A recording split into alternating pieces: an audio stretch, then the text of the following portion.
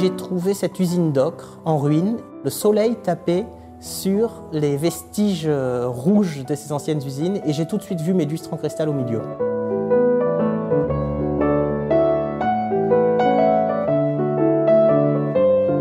Le contraste des lustres par rapport à l'usine d'ocre en fait une galerie d'art parce qu'il est dégagé des contraintes historiques. Donc que je mette un lustre en forme de corbeille, de feuille ou un lustre très contemporain, il va vivre tout seul.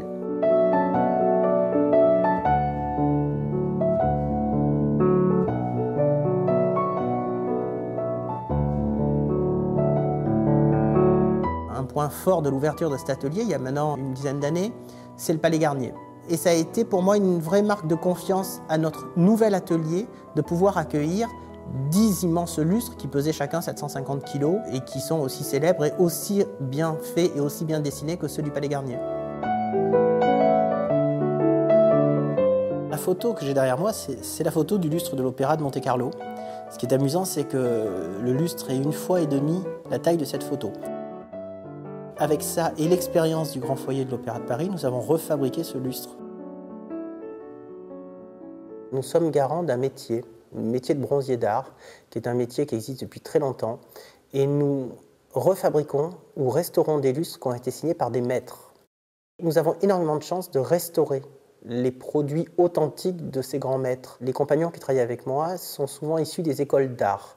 Les écoles Boulle, Olivier de Serres ou les métiers d'art d'Uzès forment des gens qui ont et une formation, mais surtout une volonté de travailler dans les métiers d'art, de travailler dans le métal, de travailler dans le bronze.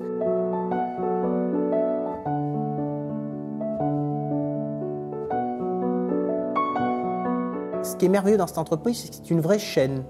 Et donc quelqu'un va démonter, puis après va polir, va souder, va dorer, monter. Et chaque lustre, chaque projet passe entre les mains de tout le monde. Il n'y a pas un lustre pour un atelier ou un lustre pour un autre atelier.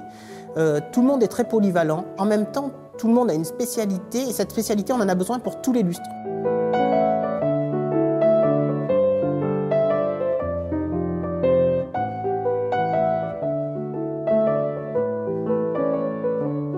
Et enfin, un dernier métier qui est vraiment important dans l'entreprise, c'est d'aller poser le lustre.